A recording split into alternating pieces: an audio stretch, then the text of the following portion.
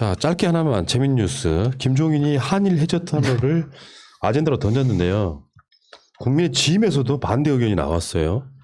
그 김희국이라고 지금 현직 의원인데 이명박 때 국토해양부 차관을 지낸 전문가예요.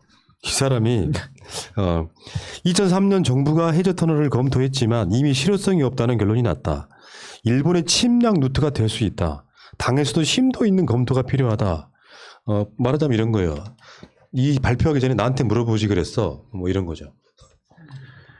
웃기는 이야기죠. 그러니까 지난주에 김종인 대표 대책위원장이 그 부산 가가지고 가덕도는요 그러니까 가덕도는 당연히 해야 되죠라고 말을 얼버무리면서 얘기가 꺼낸 게 해저터널 아니었습니까? 그래서 그때도 저도 꼼수라고 말씀을 드렸었는데 결국 이게 다시 부메랑으로 날라왔다 생각하고 있고 뭐 만약에 우리가 일본과의 관계가 좋은 상황이었다라면 뭐 하나의 뭐 카드가 될 수도 있을 텐데 지금 일본과의 관계가 극도로 안 좋아진 상황에서 왜 일본과의 해저터널을 얘기를 했는지 그러니까 일본 친일 정당이라는 비아냥을 좀 듣는 것이고 그리고 일본과의 이 해저터널이라는 것은 결국엔 다른 대륙과의 연결고리인데 그렇다면 북한과의 관계에 대해서도 되게 우호적으로 말을 해줘야 되는데 북한에 대해서는 되게 부정적으로 말하면서 일본과 해저터널 그러면 한일 간 해저터널은 솔직히 그렇게 큰 경제적 실익은 없는 거거든요. 그래서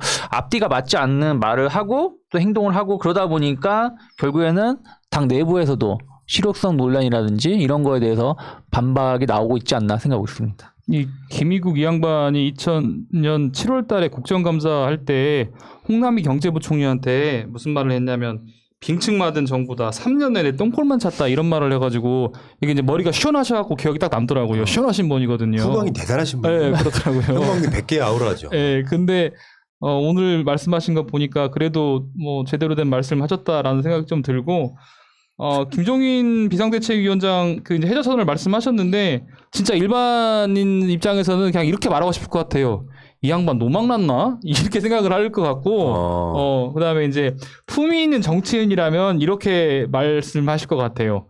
김종인 위원장이 추구하는 혁신과 변화가 구태 정치로 회귀한다면 이제는 정치적인 소임을 그만 내려놓아야 할 때입니다. 라고 김태년 원내대표가 말씀하셨네요. 저도 이런 말씀하고 싶습니다. 김종인 위원장의 유효기간은 예상되는 바 4월 8일 정도까지만 하지 않겠습니까? 4월 7일 보선 후 바로 뒷날. 근데 저는 김종인 위원장이 별 준비 없이 그냥 부산에 가서 이거 던졌다. 질렀다. 네. 그래서 이거는 정치적 실언이라고 생각합니다. 그러니까 만약에 나중에 본인들이 힘이 있어서 이 문제를 정책적으로 검토하거나 뭐 대안을 제시한 차원에서 얘기했다 하더라도 지금 상황에선 이걸 얘기하는 거는 당내에서 반발이 나올 정도면 대단히 실언을 했다고 생각합니다. 하나 또 있죠.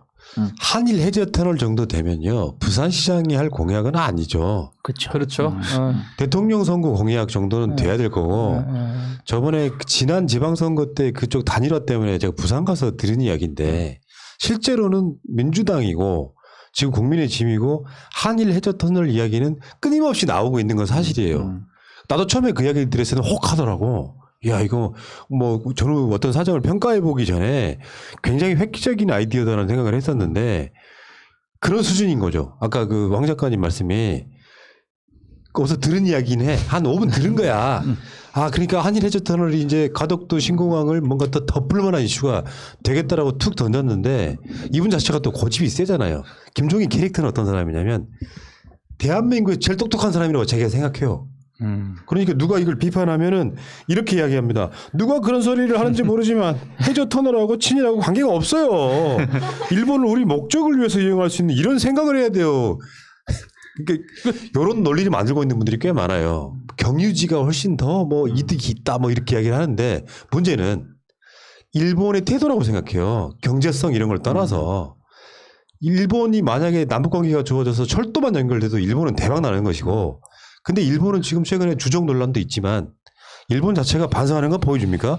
최근에도 독도 자기네 땅이라고 우기는 막 홈페이지도 막 자료 강화하고 이런 짓거리 하고 있는 사람들한테 경제적 이득 이런 걸 떠나서 어차피 일본은 해저터널이 놓이면 손해 보는 게 없어.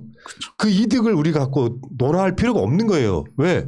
우리보다 일본이 더 이득이니까요. 근데 김종인이 그런 논리란 말이야. 그렇죠. 이게 편익도 왜 일본이 유리할 수밖에 없냐면은 보세요. 해저 터널이라는 것은 일본하고 우리나라 연결한 거잖아요. 그럼 우리나라는 그냥 연결되어 있는 건데 일본은 우리나라를 통해 가지고 대륙이라는 이거 진출할 수가 있는 거예요.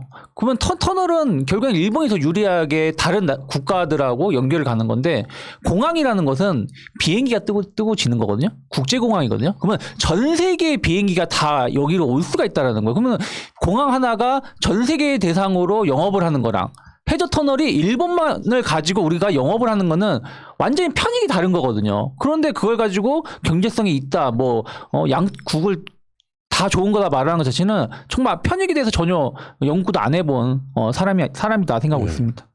그러니까 우리가 손해 본다 이런 차원보다 일본이 이익이 너무 크다예요. 그렇죠. 그러니까 결국에는 그거잖아. 토착 왜 그런 소리 듣는 이유가 그것 때문이에요. 일본을 위한 이익이 왜 이렇게 막 발벗고 나서?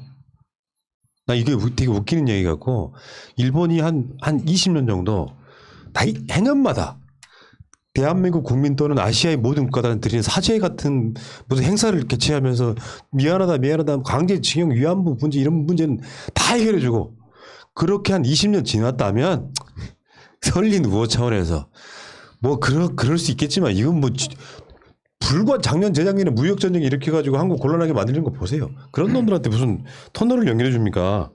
자, 어쨌든 김종인 위원장의 실언에 가까운 똥볼이었다 이렇게 말씀드리고.